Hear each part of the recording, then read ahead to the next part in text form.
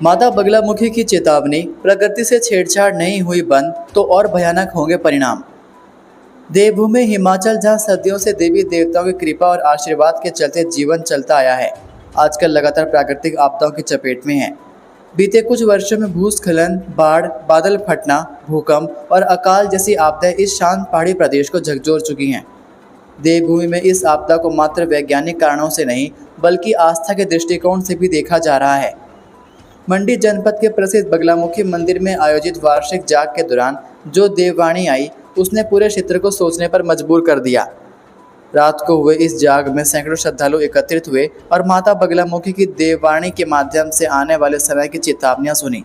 जाग के दौरान माता बगलामुखी ने गुर के माध्यम से स्पष्ट संदेश दिया कि मनुष्य द्वारा प्रकृति और देवनीति के साथ की जा रही छेड़छाड़ अब असहनीय होती जा रही है। उन्होंने कहा कि यदि समय रहते मनुष्य नहीं सुधरा तो आने वाले समय में हिमाचल को और अधिक विनाशकारी आपदाओं का सामना करना पड़ सकता है। पुजारी अमरजीत शर्मा ने जानकारी दी कि इस वर्ष के जाग में डायनियों को अंतिम युद्ध में विजय प्राप्त हुई, जो शास्त्रों और मान्यताओं के अनुसार एक अशुभ संकेत माना जाता है। यह संकेत भविष्य में भूकंप, बाढ़, अकाल और जनहानि जैसे भीषण आपदाओं का पूर्वाभास देता है। हिमाचल की परंपराओं के अनुसार भाद्रपद महीने के दौरान देवता और डायने साथ युद्ध करते हैं। इस वर्ष अंतिम युद्ध गोघरधार में हुआ, जहां डायनियों ने शिकपाथा जीत का प्रतीक चिन्ह लेकर विजय हासिल की। इससे पहले देवताओं ने 3 और डायनों ने 3 युद्ध जीते थे। अंतिम युद्ध में डायनों की जीत ने संपूर्ण देव समाज और आम जनमानस को चिंता में डाल दिया है। प्राकृतिक आपदा पर एक सुर में बोला सत्ता पक्ष और विपक्ष, अंधाधुंध निर्माण कटिंग जिम्मेवार। हिमाचल प्रदेश में राष्ट्रीय आपदा घोषित करने के प्रस्ताव का समर्थन करते हुए विधानसभा में सत्ता पक्ष और विपक्ष ने एकजुट होकर इसके लिए जिम्मेवार कारणों पर गहरी चिंता जताई। ऐसी आपदा बार बार ना आए, इसके लिए सभी सदस्यों ने ठोस कदम उठाने की जरूरत पर बल दिया। प्राकृतिक आपदा पर एक सुर में सत्ता पक्ष और विपक्ष ने कहा कि अंधाधुंध निर्माण कटिंग इसके लिए जिम्मेवार है।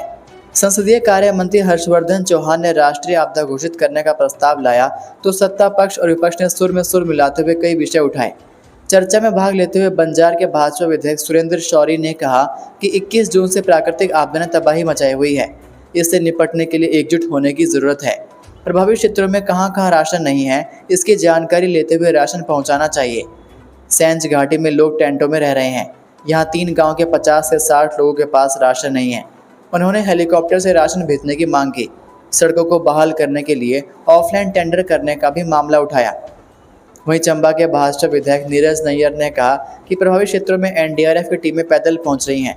उन्होंने जगह जगह फंसे लोगों को निकलने के लिए 4 हेलीकॉप्टर दिए जाने पर सरकार का आभार जताया। प्रभावित क्षेत्र में पानी की स्कीमें खत्म हो गई हैं, बिजली भी नहीं है, गैस आपूर्ति भी प्रभावित है। उन्होंने जल सेवाएं बहाल करने की मांग की। पंचायत प्रतिनिधि 100, एपीएल 50 से 100, बीपीएल परिवार 25 रुपये देंगे पानी का बिल। हिमाचल प्रदेश के ग्रामीण क्षेत्रों में पानी के बिल उपभोक्ता शुल्क के रूप में ग्राम पंचायतें वसूलेगी। पंचायत प्रतिनिधियों से 100 रुपये, एपीएल परिवारों से 50 से 100 रुपये, बीपीएल परिवारों से 25 रुपये प्रति महीने शुल्क वसूला जाएगा। ग्रामीण क्षेत्रों में वाणिज्यिक गतिविधियों के लिए पानी की व्यावसायिक दरें चुकानी होंगी। ग्राम सभा की बैठक में पंचायतें दरों को अनुमोदित करेंगी। 16 से विधायक विपिन सिंह परमार के प्रश्न के लिखित उत्तर में ग्रामीण विकास एवं पंचायतीराज मंत्री ने यह जानकारी दी। सरकार ने पंचायतों के क्षेत्राधिकार में आने वाली पेयजल योजनाओं के संचालन और रखरखाव का दायित्व ग्राम पंचायतों को सौंपा है। ग्राम पंचायतें अपने क्षेत्राधिकार में पड़ने वाली पेयजल योजनाओं के रखरखाव का कार्य उपभोक्ता शुल्क से प्राप्त धनराशि से करेंगी। इसे लेकर मानक संचालन प्रक्रिया भी तय कर दी गई है। भारत सरकार की ओर से जारी जन जीवन मिशन के दिशा निर्देशों के दृष्टिगत जल शक्ति विभाग से परामर्श के बाद यह निर्णय लिया गया है। आउटसोर्स कर्मियों को नियमित करने की नीति बनाने का कोई प्रस्ताव नहीं, सीएम ने दी जानकारी।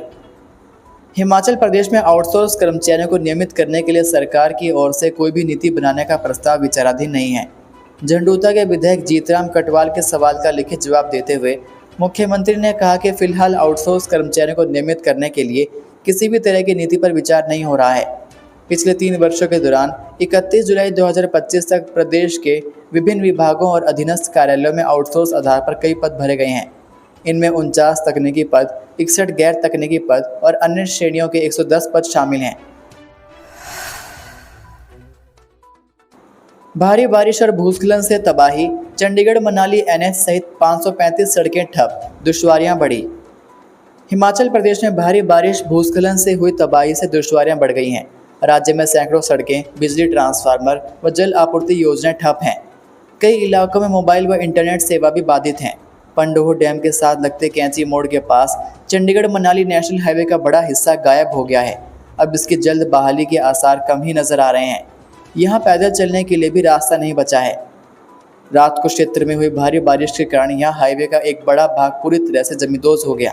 राज्य में गुरुवार सुबह 10 बजे तक 535 सड़कें बंद रही, 1184 बिजली ट्रांसफार्मर व 503 जल आपूर्ति योजनाएं भी ठप रही। वहीं हिमाचल प्रदेश में जारी बारिश के बीच मानसून सीजन के दौरान अभी तक कुल 2623 करोड़ का नुकसान हो चुका है। इस मानसून सीजन में 20 जून से 27 अगस्त तक 310 लोगों को अपनी जान गंवानी पड़ी, जबकि 369 लोग घायल हुए हैं। इस सीजन में बादल फटने की 42 एवं भूस्खलन की 82 घटनाओं में अब तक 2719 कच्चे पक्के घरों, 481 दुकानों को क्षति हुई है। 3192 गौशालाएं भी क्षतिग्रस्त हुई। बहुपति विवाह प्रथा पर आपत्तिजनक टिप्पणी पर बिफरी किन्नौर की महिलाएं, उपायुक्त को सौंपा ज्ञापन। जिला किन्नौर की महिलाओं ने बहुपति विवाह प्रथा पर आपत्तिजनक टिप्पणी करने पर डोडा निवासी रजनीश शर्मा के खिलाफ औपचारिक शिकायत दर्ज करवाई है। आरोप है कि रजनीश शर्मा ने सोशल मीडिया पर किन्नौर की अनुसूचित जनजाति की महिलाओं की पारंपरिक बहुपति विवाह प्रथा को लेकर अपमानजनक और आपत्तिजनक टिप्पणी की है। महिलाओं ने जिला प्रशासन को सौंपे ज्ञापन में कहा कि रजनीश शर्मा के बयान से उनकी संस्कृति, परंपरा और महिलाओं की गरिमा को ठेस पहुंची है। शिकायतकर्ताओं का कहना है कि भारतीय संविधान के अनुच्छेद 13, 29(1) और 15(3) में जनजातीय समुदाय की सांस्कृतिक पहचान और उनके अधिकारों की रक्षा का प्रावधान है, लेकिन इस तरह के बयान सामाजिक सद्भाव को आहत करते हैं। शिकायत में यह भी उल्लेख किया गया है कि भारतीय न्याय संहिता 2023 की धाराओं 356 मानहानि, 353 सार्वजनिक उपद्रव को बढ़ावा देने वाला बयान और 354 महिलाओं की गरिमा का हनन के तहत ये कृत्य दंडनीय है। साथ ही अनुसूचित जाति एवं अनुसूचित जनजाति अत्याचार निवारण अधिनियम 1989 की धाराओं का भी हवाला देते हुए कार्रवाई की मांग की गई है। वहीं ऐसे में जिले की विभिन्न ग्राम पंचायतों के महिला जनप्रतिनिधियों ने इस संदर्भ में वीरवार को जिला मुख्यालय रिकांगपिओ पहुंचकर उपायुक्त किन्नौर डॉक्टर अमित कुमार शर्मा और एसपी किन्नौर अभिषेक एस को ज्ञापन सौंपा है। महिलाओं ने उक्त महिला के खिलाफ सख्त कार्रवाई की मांग की है। मणिमहेश यात्रा पूरी तरह से बंद, वापस भेजे जा रहे श्रद्धालु। उत्तरी भारत की प्रसिद्ध मणिमहेश यात्रा पूरी तरह से बंद कर दी गई है। जो यात्री जिन स्थानों पर है वहां से उन्हें वापस भेजा जा रहा है। चंबा से आगे किसी को नहीं भेजा जा रहा। यहां तक कि पवित्र छड़ियों को भी मणिमहेश जाने की अनुमति नहीं मिली है। रास्ते बंद होने के कारण प्रशासन ने यह फैसला लिया है। बारिश के चलते जगह जगह रास्ते बंद हैं। डीसी मुकेश रिपसवाल ने बताया कि यात्रा पूरी तरह से प्रतिबंधित कर दी गई है।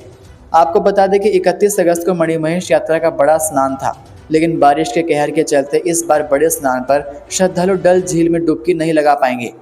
बारिश और भूस्खलन के कारण सभी रास्ते बंद हो गए हैं और हजारों मणिमहेश यात्री विभिन्न स्थान पर फंस गए हैं। इस दौरान 11 यात्रियों की मौत हो गई है। कुछ शवों को बरामद कर लिया गया है, जबकि शेष लोग अपनों की तलाश में जगह जगह भटक रहे हैं। यात्रा के दौरान काफी संख्या में लोग घायल भी हुए हैं। कंगना के ट्वीट से मचा हड़कंप, प्रशासन ने किया खंडन, कहा किसी के दबे होने की कोई सूचना नहीं। सांसद कंगना रनौत के एक ट्वीट ने मंडी में हड़कंप मचा दिया। चंडीगढ़ मनाली राष्ट्रीय राजमार्ग पर बनाला के पास हुए भूस्खलन को लेकर उनके आधिकारिक एक्स अकाउंट से किए गए ट्वीट में कहा गया था कि कई लोग और वाहन मलबे में दब गए हैं। इस ट्वीट के बाद प्रशासन को लगातार फोन आने लगे, जिससे पूरे क्षेत्र में अफरा तफरी मच गई। स्थिति को स्पष्ट करने के लिए मंडी के उपायुक्त अपूर्व देवगन ने एक बयान जारी किया। उन्होंने बताया कि बनाला के पास भूस्खलन जरूर हुआ है, लेकिन इसमें किसी के हताहत होने या वाहन के दबे होने की कोई पुष्टि नहीं हुई है। उपायुक्त ने कहा कि सुबह से ही प्रशासन की टीम मौके पर मौजूद है और मलबा हटाने का काम युद्ध स्तर पर जारी है। उन्होंने सोशल मीडिया पर चल रही अफवाहों को भ्रामक बताया और लोगों से बिना पुष्टि के ऐसी जानकारी साझा न करने की अपील की। उपायुक्त ने कहा, सोशल मीडिया पर वायरल बयान भ्रामक है और इससे लोगों में अनावश्यक दहशत फैल रही है। बिना प्रशासन से पुष्टि के इस प्रकार की जानकारी साझा करना बेहद दुर्भाग्यपूर्ण है। उन्होंने किसी का नाम तो नहीं लिया, लेकिन उनका इशारा साफ तौर पर कंगना रनौत के ट्वीट पर था। इस घटना ने एक बार फिर यह सवाल खड़ा कर दिया है कि एक संवैधानिक पद पर आसीन व्यक्ति को बिना तथ्यों की जांच किए ऐसी संवेदनशील जानकारी साझा करनी चाहिए या नहीं। ऐसे बयान जनता के बीच सनसनी और दहशत फैला सकते हैं। विशेषज्ञों का मानना है कि किसी भी सूचना को सोशल मीडिया पर डालने से पहले प्रशासन से एक बार अवश्य पुष्टि कर लेनी चाहिए, खासकर जब मामला प्राकृतिक आपदा या किसी दुर्घटना से जुड़ा हो। महिला ने पति को छोड़ा, प्रेमी से की शादी, फिर 2 मासूम बच्चों की सांसें छीन लौटी वापस। हिमाचल प्रदेश में इंसानियत को झकझोर देने वाला मामला सामने आया था, जिसने मां जैसे पवित्र रिश्ते को कलंकित कर दिया था। मंडी शहर की एक महिला ने अपने स्वार्थ और पुराने रिश्ते की खातिर अपने ही करीब 1.5 महीने की 2 जुड़वा बेटियों को बेरहमी से मौत के घाट उतार दिया। इस कलयुगी मां को मंडी की सत्र न्यायालय ने दोषी करार देते हुए कठोर आजीवन कारावास और 10,000 रुपये जुर्माने की सजा सुनाई है। यह हृदय विदारक घटना 19 सितंबर 2021 को सामने आई थी, जब नीलकंठ अस्पताल के पास एक खड्ड में 2 नवजात बच्चों के शव मिलने की सूचना पुलिस को दी गई। पुलिस जांच में सामने आया कि यह मासूम बच्चियां मंडी की ही रहने वाली रोहिना उर्फ हीना की संतान थी, जिनका जन्म 9 अगस्त 2021 को पंजाब के एक सरकारी अस्पताल में हुआ था। मूल रूप से मंडी शहर के सोहड़ा मोहल्ले की रहने वाली रोहिना ने अपने पति सौरभ को छोड़ दिया और पंजाब के एक युवक से प्रेम विवाह किया। इसी रिश्ते से उसे जुड़वा बेटियां हुई, लेकिन कुछ समय बाद उसे पुराने पति की याद सताने लगी और वह दोबारा सौरभ के पास लौटना चाहती थी, मगर सौरभ ने साफ कह दिया था कि बच्चों के साथ उसे स्वीकार नहीं करेगा। इसी कारण रोहिना ने अपने दोनों मासूम बच्चों को रास्ते से हटाने की योजना बनाई। 17 से 18 सितंबर 2021 की रात वह उन्हें लेकर सकौड़ी पुल के पास गई और करीब 10 फीट ऊंचे डंगे से नीचे खड्ड में फेंक दिया था, जिससे दोनों बच्चों के सिर में गंभीर चोट लगने से मौके पर ही मौत हो गई। न्यायालय ने स्पष्ट रूप से कहा कि बच्चों को जानबूझकर ऊंचाई से फेंकना क्रूर और अमानवीय कृत्य है। न्यायालय ने इसे अत्यंत जघन्य अपराध मानते हुए रोहिना को कठोर आजीवन कारावास की सजा सुनाई। यह मामला न केवल कानून की दृष्टि से बल्कि सामाजिक और मानवीय दृष्टिकोण से भी अत्यंत चौंकाने वाला है। एक मां द्वारा अपनी ही बेटियों की हत्या, वह भी सिर्फ इसलिए क्योंकि दूसरा व्यक्ति उन्हें स्वीकार करने को तैयार नहीं था। यह घटना आज के समाज में रिश्तों की गहराई और गिरते नैतिक मूल्यों पर बड़ा प्रश्न चिन्ह खड़ा करती हैं। ये थे आज के मुख्य समाचार। हिमाचल प्रदेश की बड़ी खबरें रोजाना जानने के लिए सब्सक्राइब कीजिए DHP न्यूज़ चैनल को और बेल आइकन पर क्लिक करें, जिससे आपको प्रदेश की बड़ी खबरें हमारे द्वारा मिलती रहें।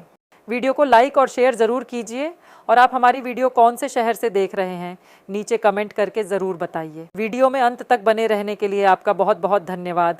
जय हिंद, जय भारत, जय हिमाचल।